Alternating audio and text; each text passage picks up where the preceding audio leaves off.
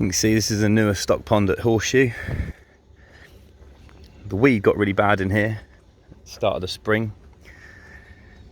It was always a case of leaving it. As long as the water quality is fine, I just leave it.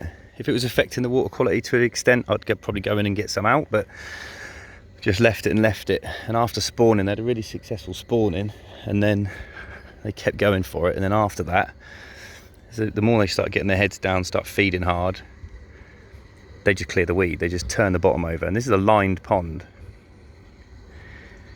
Got a blower there, basically because I prefer splash aerators, but the anglers moaned because it was making a lot of noise. So got one of those on there, which is great. Water movement's key again.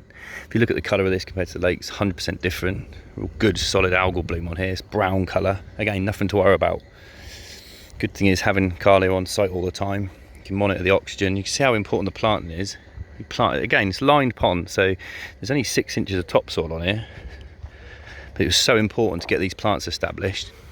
And then when the water level drops below the plants, you just pump water out of the lake into here, keep it topped up. It's all work, it's all needs doing, but it makes a hell of a difference. And then if the oxygen drops a little bit, you can stop the feed, but it's all about having that information. You've got to understand that. It's no good just keep winging it all the time and hoping for the best, because although you get away with it a lot of the time, when it goes wrong, it can go badly wrong.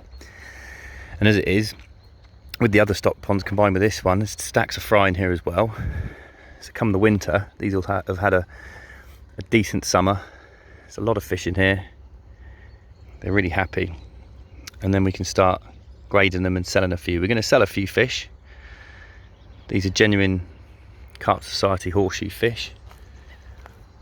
And we're going to start selling a few this winter. So if anyone wants a few fish, we're not going to sell tons, but send me an email and we'll potentially sell some of the fish out of this pond. Certainly we're going to stock some in the lakes as well, but we won't get health checks till sort of end of October. But they're absolutely mint fish. You'll see as time goes by when we net it. Really, really nice chunky fish, young fish, just like everyone's really. But I'm sure we can get some decent orders to sell a few, because they are cracking.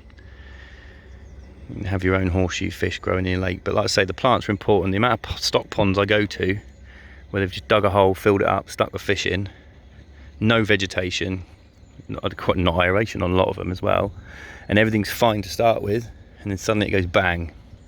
And like I say, if you wait for that and you're not willing to understand like some of the basics and get it right, you can put the best fish and have the best food, but if you don't get everything else right, like I keep saying, it's the immediate environment is much as important as what else is going on. You know, it's so often it's not the fish that needs sorting out these days. You go to a lot of these lakes, yes, there's a lot of fish, and that's easy to sort out. A day's netting, a day's looking at what's going on, and again, monitoring and having that information is what's key. But half the battle with these is actually what's going on. Without any plants, this would be a nightmare. The algae would become a problem, and the banks would be worn as well. Like I say, there's not any. You wouldn't look at it. You wouldn't believe it now, because the plants are doing their job. They're joining together.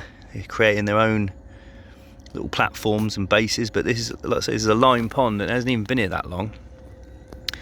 The weeds died back. You know, over the coming weeks, I'm sure the oxygen might dip a bit. But that's the beauty of having the ability just to come up here, check the oxygen, monitor it. You know, every now and then you might not feed for a day or two,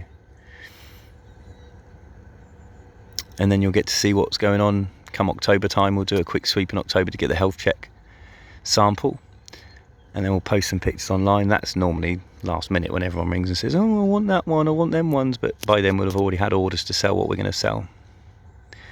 But yeah, it's all simple. No fish meal, no chemicals, just simple basic fishery management. But in my opinion, it's the best way forward, and we'll keep doing that here at the Carp Society, because that's the way to do it as far as I'm concerned.